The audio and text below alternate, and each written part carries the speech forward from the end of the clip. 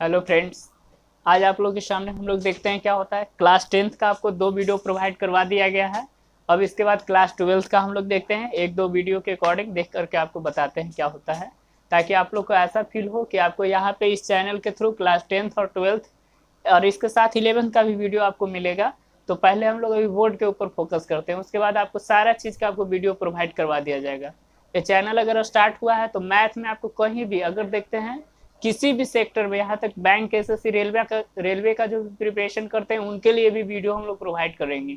लेकिन उससे पहले क्या होता है कि हम लोग अभी देख लेते हैं कि 10th और 12th के ऊपर फोकस करें, उसके बाद आपको 11th का भी वीडियो हम लोग प्रोवाइड करने की कोशिश करेंगे। तो आज आपको बताने जा रहे हैं, देखिए 12th क्लास का सबसे फर्स्ट पॉइंट होता है कि आप उसका सिलेबस जानिए कि 12th का सिलेबस क्या है, उसमें पढ़ना क्या होता है और कितना आपको सिलेबस है और क्या पढ़ना है और किससे कितना मार्क्स गेन करना है। ये आपको बहुत ज़रूरी या माइनॉरिटी रखता है, क्योंकि मान लीजिए बहुत सारे लोग ऐसे होते हैं, बहुत सारे ऐसे स्टूडेंट होते हैं जो पढ़ने के लिए शुरू कर देते हैं, पढ़े जा रहे हैं पढ़े जा रहे हैं, तो उनको ये नहीं पता चलता है कि आखिर हम कौन सा टॉपिक क्या पढ़ेंगे, कितना मार्क्स ऑब्टेन होगा। तो इसीलिए सबसे फर्स्ट पॉइंट होता है कि आप सिलेबस एक बार देख लीजिए। सिलेबस अगर आपको जानकारी हो जाएगा कि सिलेबस में ये पढ़ना है और इसको पढ़ने से इतना मार्क्स गेन हो सकता है, तो आपको जो इम्पोर्टेंट टॉपिक होगा उसके ऊपर आप फोकस कीजिएगा। अगर वो स्ट्रांग हो गया तो अदरवाइज जो टॉपिक बचा रह जाएगा वो ऑटोमेटिक स्ट्रांग हो जाएगा। तो देखते हैं हम लोग क्या कर रहे हैं। पहले आपको सिलेबस बता रहे हैं, देखिए इसका सिलेबस लिख रहे हैं, देखिएगा ध्यान से सब लोग। ये जो सिलेबस है, देखिए ये जो सिलेबस की बात करते हैं तो सिलेबस देखिएगा। सिलेबस 12th का सबसे फर्स्ट पॉइंट होता है, ये आप देखते हैं क्या, रिलेशन एंड फंक्शन पढ़ना होता है। देखिएगा, रिलेशन एंड फंक्शन, ठीक है। एक क्या हुआ इसका 12th का सिलेबस। देखिए क्या होता है ना कि ये आप लोग 12th के या तो बिहार बोर्ड के बच्चे हो या सीबीएसई बोर्ड के बच्चे हो, आप लोग घबराइएगा नहीं, क्योंकि मैथ में ज़्यादा इंग्लिश माइनॉरिटी नहीं रखते। इंग्लिश आपको कोई कॉम्प्लेक्स टॉपिक या कोई कॉम्प्लेक्स वर्ड नहीं होता है मैथ के अकॉर्डिंग। आपको पैसेंस, हमको आपके अंदर एक पैसेंस होना चाहिए कि आपको इंग्लिश और हिंदी में तो ऑलरेडी हम बोलकर समझा ही रहे हैं, ऑलरेडी सिर्फ लिखेंगे इंग्लिश में और जो देखेंगे जो कॉम्प्लेक्स वर्ड है उसको हम हिंदी में भी लिख देंगे। तो इसे आप लोग घबराइएगा नहीं। तो हम लोग देखते हैं क्या होता है कि रिलेशन एंड फंक्शन आपको फर्स्ट फर्स्ट टॉपिक पढ़ना होता है।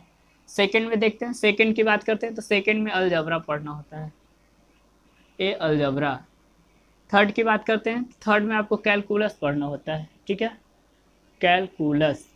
इसके बाद आपको फोर्थ में पढ़ना होता है, फोर्थ की बात करते हैं तो फोर्थ में आपको पढ़ना होता है वेक्टर एंड 3D। देखिए वेक्टर एंड 3D, 3D का मतलब होता है 3 डायमेंशनल, SIONAL, 3 डायमेंशनल, ठीक है।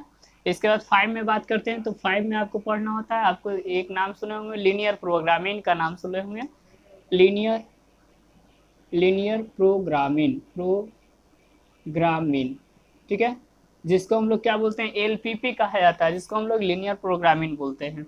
अब एक 6 में जो पढ़ना होता है प्रोबेबिलिटी पढ़ना होता है, क्या पढ़ना होता है, प्रोबेबिलिटी, इस तरह से, ठीक है। देखिए ये देखते हैं क्या होता है, ये यूनिट पढ़ना होता है। 7 आपको 6 चैप्टर यहाँ दिख रहा है, 12th का सिलेबस है, देखिए ऊपर लिख दे रहे हैं, ये 12th का सिलेबस लिखा हुआ है। ये मैथ के अकॉर्डिंग हम लोग पढ़ रहे हैं।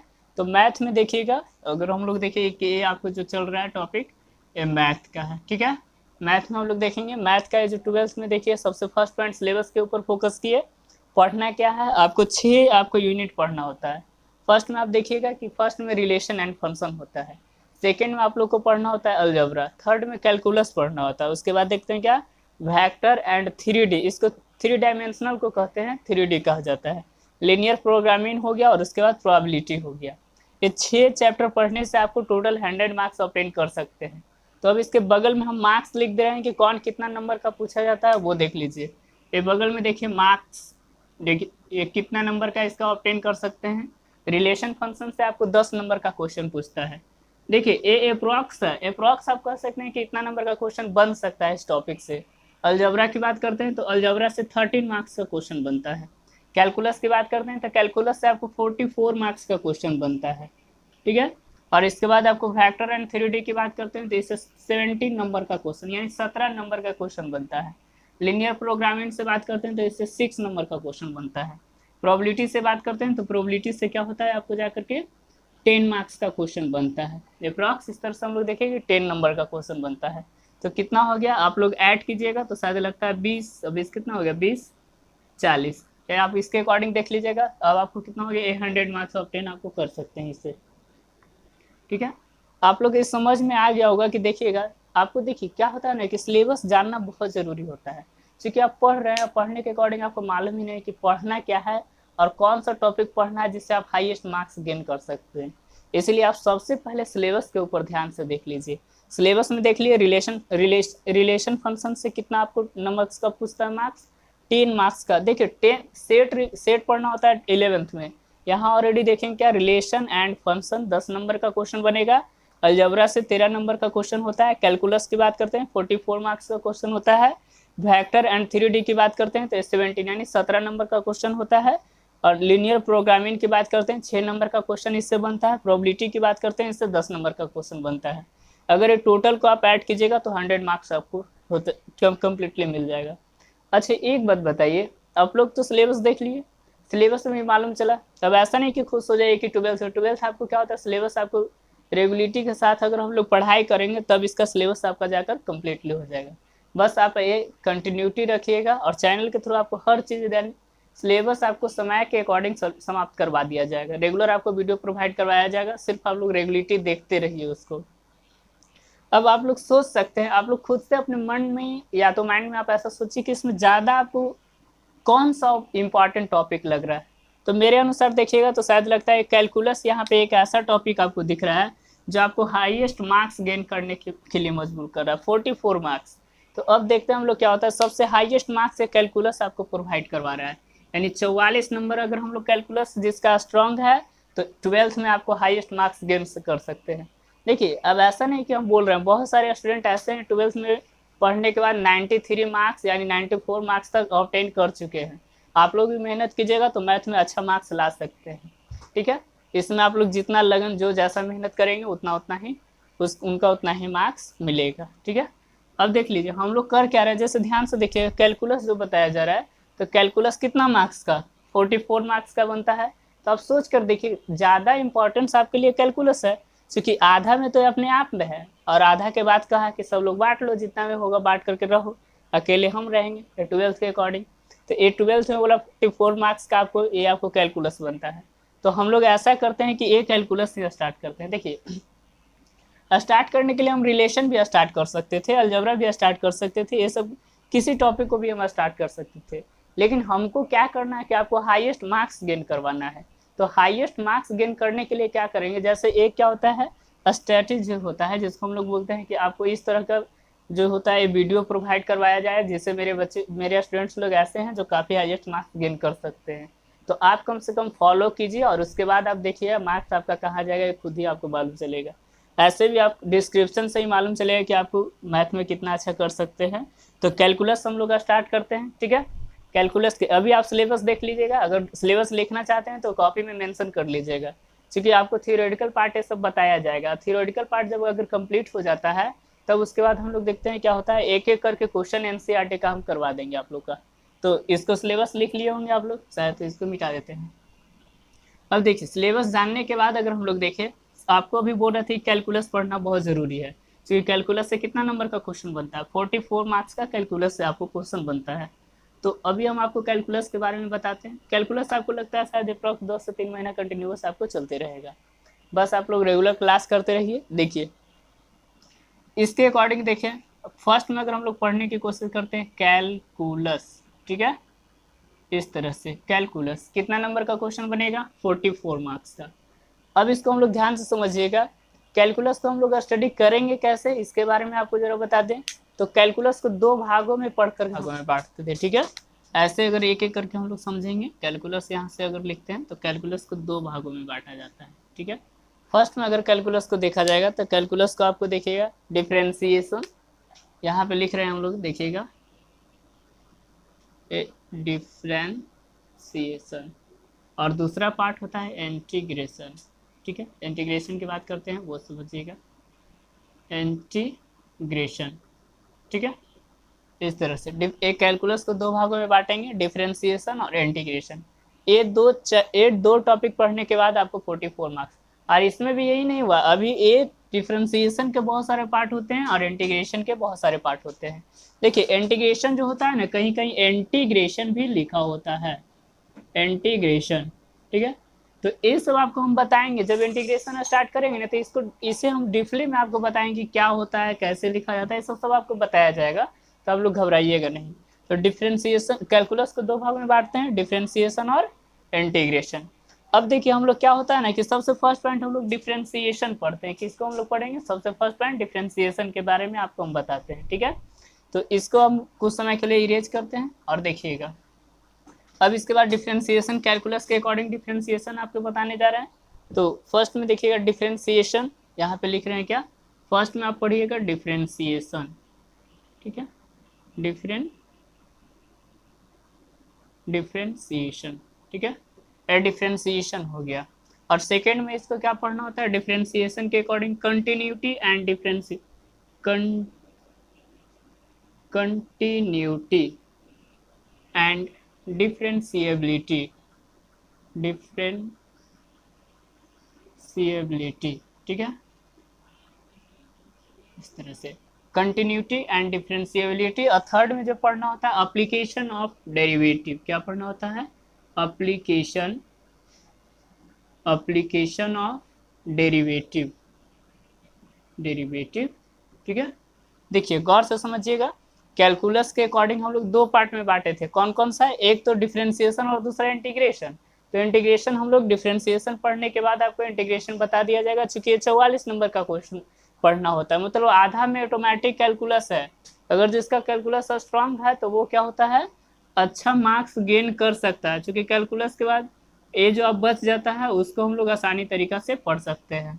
तो डिफरेंशिएशन में हम लोग देखेंगे तो ये तीनों चैप्टर पढ़ना होता है डिफरेंशिएशन के अकॉर्डिंग। तो अब इसके बाद हम लोग देखते हैं एक डिफरेंशिएशन, ये तीनों आप लोग समझ गए। डिफरेंशिएशन के तीन भागों में डिफरेंशिएशन, कंटिन्यूटी एंड डिफरेंशिएबिलिटी। अब इसके बाद देखिएगा, अब डिफरेंशिएशन के बारे में आपको हम बताते हैं कि डिफरेंशिएशन का कितने पार्ट्स होते हैं वो समझ लीजिएगा। अब ये तीनों में से कौन इंपॉर्टेंट है? डिफरेंशिएशन। डिफरेंशिएशन पढ़ने के बाद कंटिन्यूटी, डिफरेंशिएबिलिटी बता देंगे और उसके बाद हम लोग क्या पढ़ेंगे? एप्लीकेशन ऑफ डेरिवेटिव बता दिया जाएगा। तो फर्स्ट में हम लोग देखते हैं क्या, डिफरेंशिएशन के बारे में आपको बताते हैं कि डिफरेंशिएशन में भी कितना पार्ट्स होता है, यानी गौर से आप लोग समझते जाइएगा, क्योंकि अगर आपको कंसिस्टेंसी और रेगुलरिटी के साथ नहीं पढ़ेगा तो आपको बाउंस करेगा बहुत सारा चीज़। इसलिए रेगुलर आप लोग वीडियो भी देखिए और इस तरह से हम लोग देखते हैं, बहुत आसान हो जाएगा। अगर आप रेगुलर क्लास करते हैं तो आपको बहुत सारा चीज़ क्या होता है, आसान हो जाता है, ठीक है।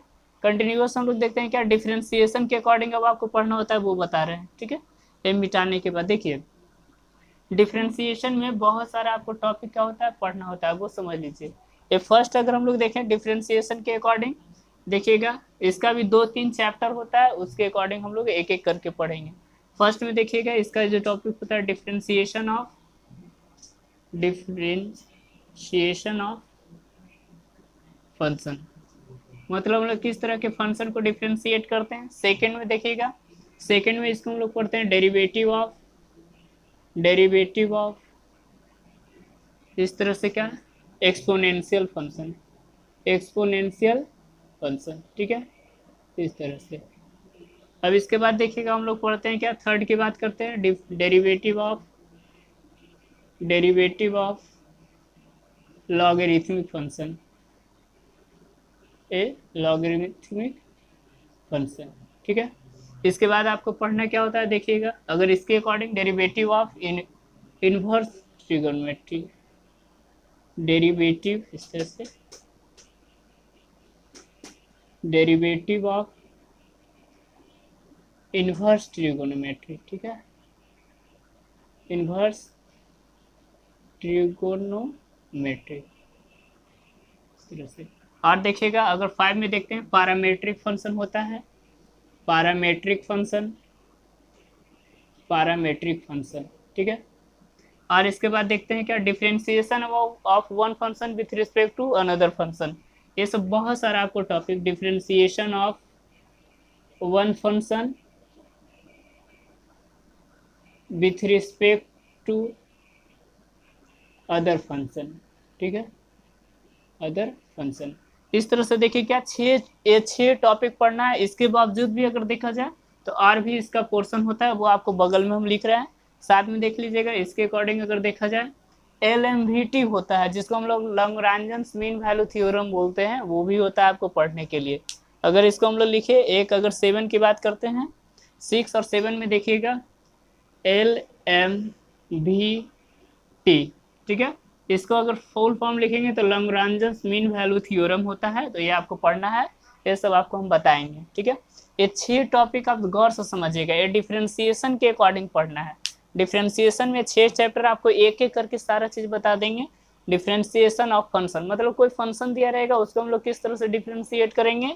डेरिवेटिव ऑफ एक्सपोनेंशियल फंक्शन, मतलब एक्सपोनेंशियल फंक्शन दिया रहेगा तो उसको किस तरह से डिफ्रेंशिएट किया जाएगा। लॉगरिथमिक फंक्शन का differentiation. Derivative of inverse trigonometry, मतलब इनवर्स ट्रिग्नोमेट्री है तो उसको किस तरह से डिफ्रेंशिएट किया जाएगा। फिर पैरामेट्रिक फंक्शन, फिर differentiation of one function with respect to another function, मतलब एक फंक्शन को दूसरे फंक्शन के साथ कैसे डिफ्रेंशिएट किया जाएगा वो बताया जाएगा। फिर LMVT यानी लैग्रांज मीन वैल्यू थ्योरम होता है, ये आपको पढ़ना होता है।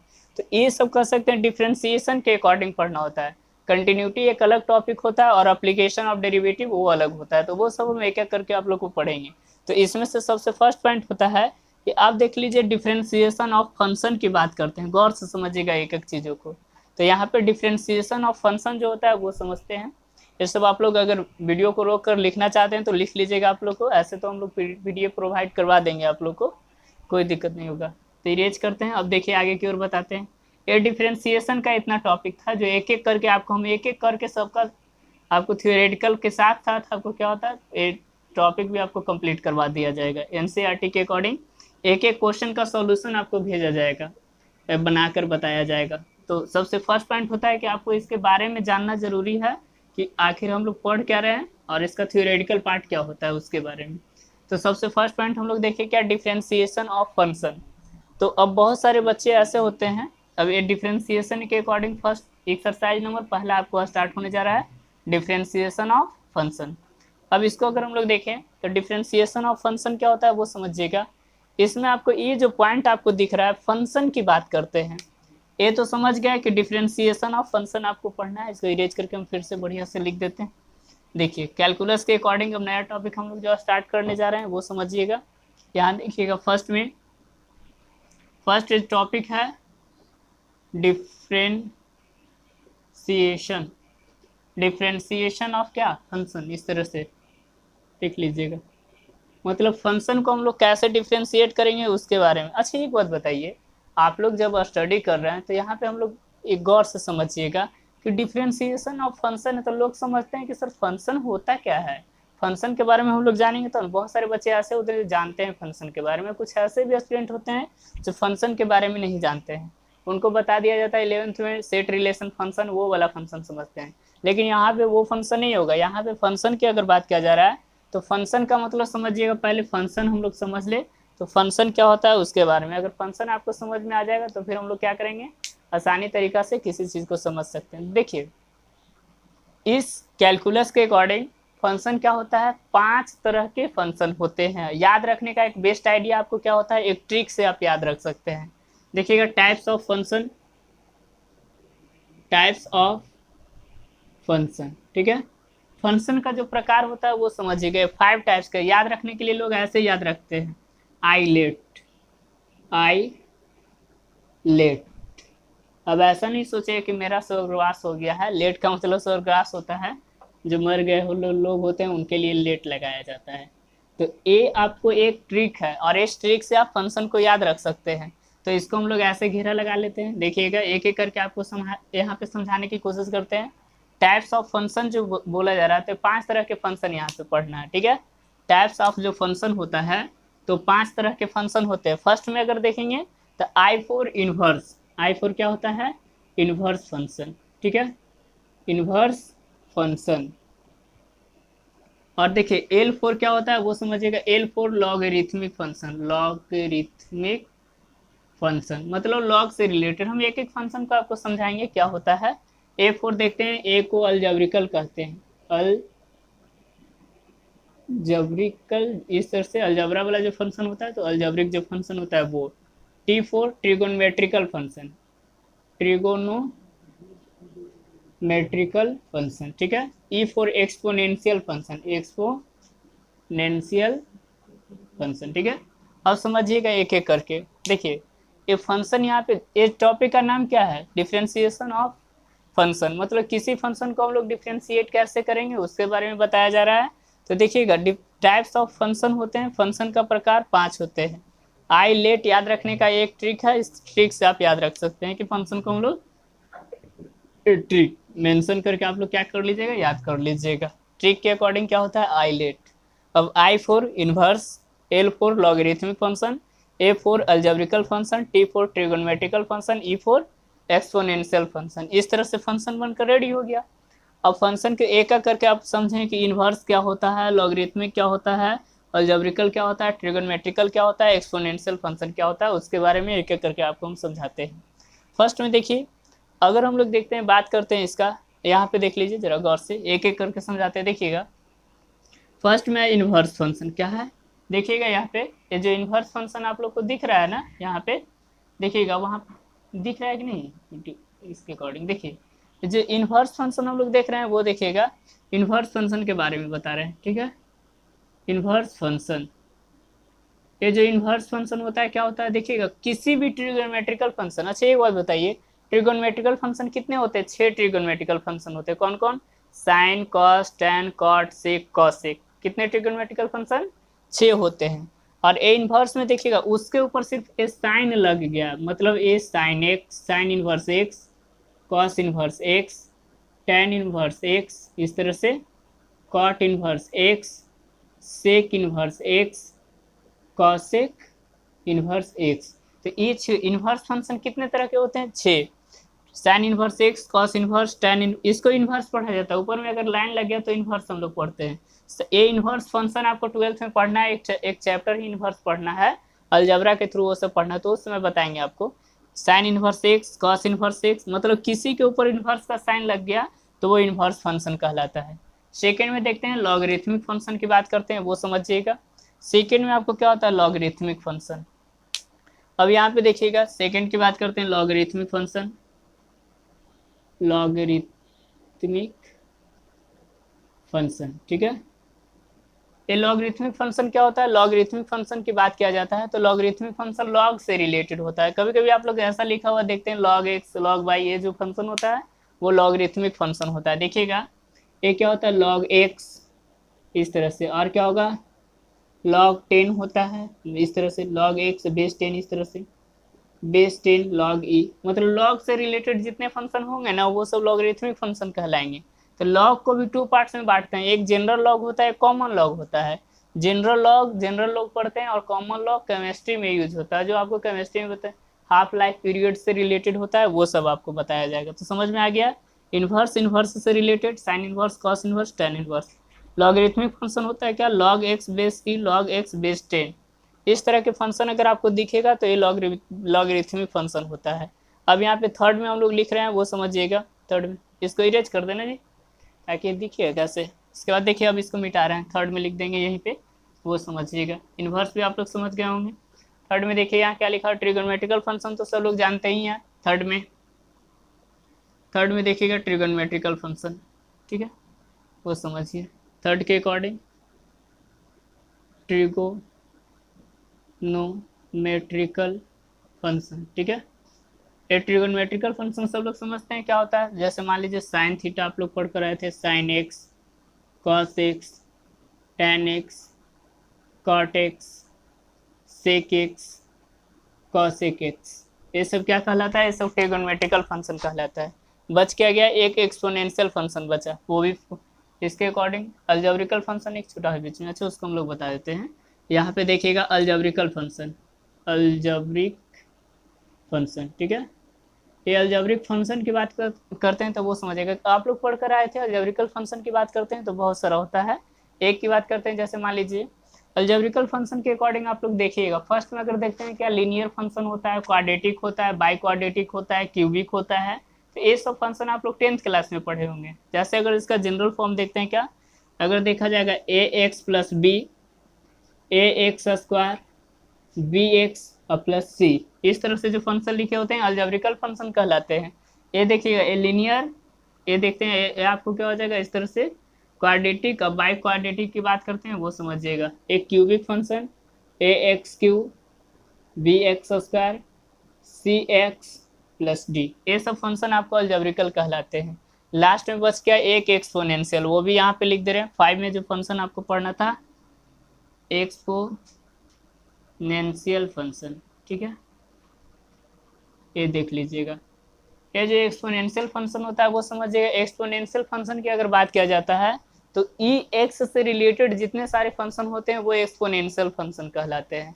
जैसे मान लीजिए हम लोग देखते हैं क्या ई एक्स, इस तरह से ई एक्स स्क्वायर ई एक्स क्यू, ये सब क्या कहलाएंगे, ये सब एक्सपोनेंशियल फंक्शन कहलाएंगे।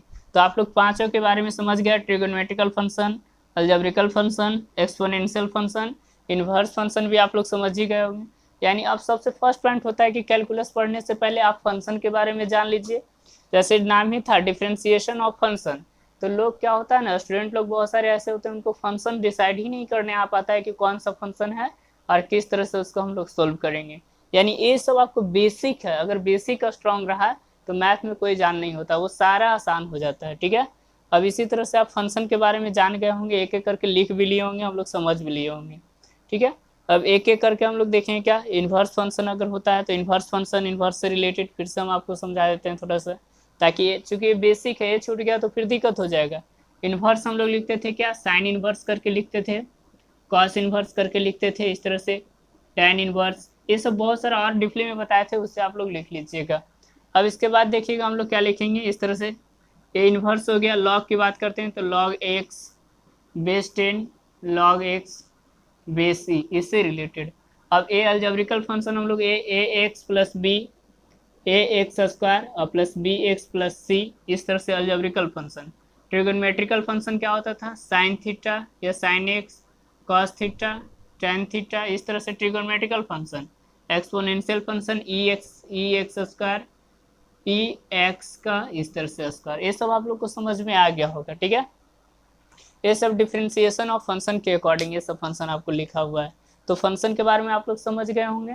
अब इसके बाद हम लोग क्या करते हैं, अगर आप लोग को परेशानी होगा तो एक ही वीडियो को रिव्यू करके आप लोग देख सकते हैं, इसमें कोई दिक्कत नहीं है। 2-3 बार अगर देखने से आपको क्या होता है क्लियरिटी हो जाएगा, ठीक है। अभी स्टार्टिंग है, थोड़ा सा प्रॉब्लम होगा, इसके बाद बनाते बनाते सारा चीज़ आपको आसान हो जाएगा। एक फंक्शन आप लोग समझ में आ गया। अब फंक्शन अगर हम लोग समझ लेते हैं, एक ट्रिक से याद रखिएगा, आईलेट से आप सारा फंक्शन याद रखिएगा। अब हम लोग इसका यूज करेंगे, आपको बताएंगे जिस समय प्रॉब्लम बताएंगे ना उस समय। अब देखिए, अब इसको हम लोग इरेज करते हैं। अब देखिए इसके आगे हम लोग 1-2 फंक्शन लेकर के बनाते हैं। अब डिफ्रेंसिएशन करने का कुछ हम लोग इम्पॉर्टेंट फार्मूला लिख देते हैं, उस फार्मूला को आप लोग आज कल में जब तक हो सके याद करके आप लोग क्या कर लीजिएगा, याद कर लीजिएगा। उसके बाद हम लोग चेन रूल पढ़ेंगे। चेन रूल पढ़ने के बाद आपको किसी फंक्शन को डिफ्रेंशिएट करने के लिए सिखा देंगे, और उसके बाद प्रॉब्लम आपको करवा दिया जाएगा। तो देखिए अब हम लोग कुछ लिखते हैं क्या, सम इम्पॉर्टेंट फार्मूला लिख रहे हैं, ठीक है। कुछ इसका इम्पॉर्टेंट फार्मूला है वो समझिएगा कैलकुलस के अकॉर्डिंग। देखिए अभी सारा इरेज कर देते हैं। अब कुछ फार्मूला होता है, उस फार्मूला को आप लोग क्या कर लीजिएगा, याद कर लीजिएगा, ताकि आपको मैथ बनाने में किसी तरह का प्रॉब्लम क्रिएट ना हो, ठीक है। देख लीजिए आप लोग हेडिंग डालिए some important formula, some important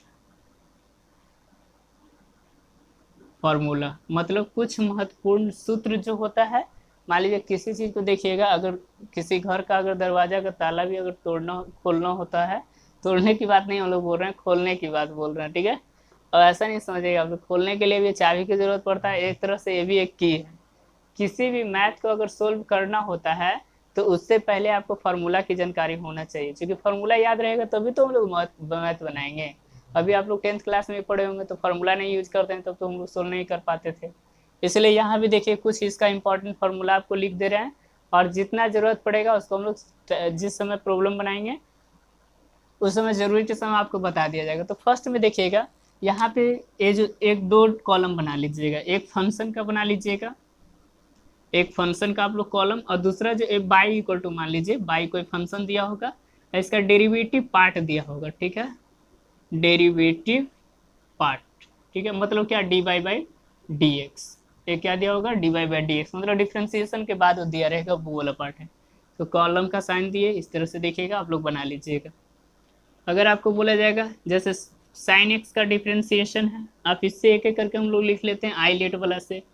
eyelet मतलब कि ये 5 फंक्शन का हम सिखा देते हैं। सबसे फर्स्ट देखिएगा ट्रिगोनोमेट्रिकल फंक्शन रहेगा, उसको कैसे डिफ्रेंशिएट करेंगे।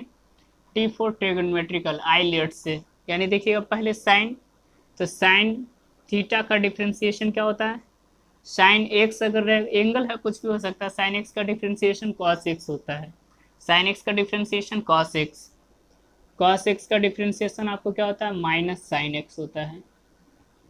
इस तरह से साइन कॉस टेन एक्स का डिफ्रेंसिएशन क्या होता है, टेन एक्स को अगर डिफ्रेंशिएट करेंगे तो इस तरह से टेन का सेक स्क्वायर एक्स होता है। ठीक है, टेन के बाद आपको आता है क्या कॉट, तो कॉट एक्स का डिफ्रेंसिएशन होता है क्या माइनस कॉसेक स्क्वायर एक्स होता है। इसके बाद अगर सेक की बात करते हैं तो सेक एक्स का डिफ्रेंसिएशन होता है sec x into tan x होता है। इस तरह से क्या बचा कॉसेक एक्स की बात करते हैं, कॉसेक एक्स इसका डिफ्रेंसिएशन होता है cosec x into cot x होता है। यानी कितना फार्मूला बना 6, फर्स्ट सेकेंड थर्ड 4 5 6। ठीक है, अभी और फार्मूला लिखाएंगे, अभी तो स्टार्टिंग हुआ है, अब इसको गौर से हम लोग समझेंगे। देखिएगा आपको हम लोग बोलेंगे कि बताइए साइन एक्स का डिफ्रेंसिएशन क्या होता है, तो आप याद कीजिएगा साइन एक्स का डिफ्रेंसिएशन कॉस एक्स होता है, कॉस एक्स का डिफ्रेंसिएशन माइनस साइन एक्स होता है, और इस तरह से टेन एक्स का डिफ्रेंसिएशन सेक स्क्वायर एक्स होता है, कॉट एक्स का differentiation minus cosec square x, इस तरह से सेक एक्स का differentiation sec x is to tan x, cosec x का differentiation minus cos x into cot x होता है। अब देखिए थोड़ा सा हम लोग टेक्निक इसमें बताते हैं कि लोग पढ़ना शुरू करते हैं, आके 12th क्लास का आपका आप लोग स्टूडेंट होंगे तो आप लोग क्वालिटी भी स्टैंडर्ड होगा, सोचने समझने की कैपेसिटी भी औरों से भिन्न होता है, क्योंकि मैथ के स्टूडेंट ऐसे भी काफ़ी एक्स्ट्रा नॉलेज वाले होते हैं। इस तरह से सुनिए, तो यहाँ पे अगर हम लोग देखते हैं तो इसको गौर से समझेंगे। अभी और हम लोग फार्मूला लिख पाएंगे, अभी ये 6 फार्मूला है, अभी और भी कम से कम 10 15 या 20 तक फार्मूला जाता है। तो अगर हम लोग देखें साइन एक्स की बात करते हैं तो साइन एक्स का कॉस एक्स होता है डिफ्रेंशिएशन, और इसमें एक बात गौर से समझिएगा जो सी से स्टार्ट हो रहा है ना, देखिए सोचने वाली पॉइंट होता है कि याद कैसे रख सकते हैं, रटना शुरू कीजिएगा कुछ समय बाद भूल जाइएगा। ठीक है, अभी याद होगा उसके बाद कुछ समय बाद आप भूल सकते हैं, लेकिन आपको याद रखने के लिए एक बेस्ट टेक्निक्स आपको बता रहे हैं, वो क्या है वो समझिएगा। जो सी से स्टार्ट हो रहा है ना उसके साथ में माइनस आ रहा है, देख रहे हैं ना गौर से, जो सी से स्टार्ट हो रहा है उसके साथ में माइनस आ रहा है और बाकी के साथ में क्या है प्लस आ रहा है।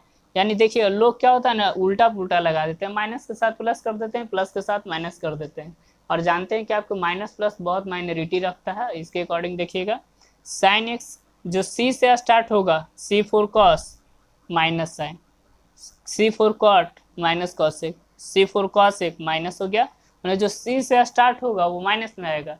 और देखिए 12th में ये ध्यान देने वाली बात होता है कि ये ऑब्जेक्टिव क्वेश्चन इससे बहुत ज़्यादा बनता है। दे दे कि बताइए टेन एक्स का डिफ्रेंसिएशन क्या होता है, तो आपको ये 2 3 में ऑप्शन दिया रहेगा, आपको याद रहेगा तब ना सेलेक्ट कीजिएगा।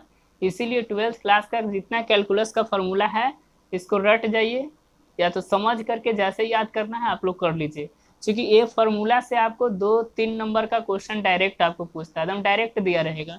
बोला कि टेन एक्स का डिफ्रेंसिएशन क्या होता है, 2 3 ऑप्शन में दिया रहेगा, याद रहेगा आप मारिएगा सेलेक्ट कीजिएगा। ऑब्जेक्टिव आजकल एग्जाम होता है तो कितना इंपॉर्टेंस है तो ये समझ लीजिएगा। ये टेन एक्स बहुत इंपॉर्टेंट है, टेन एक्स आपको हमेशा पूछते रहता है।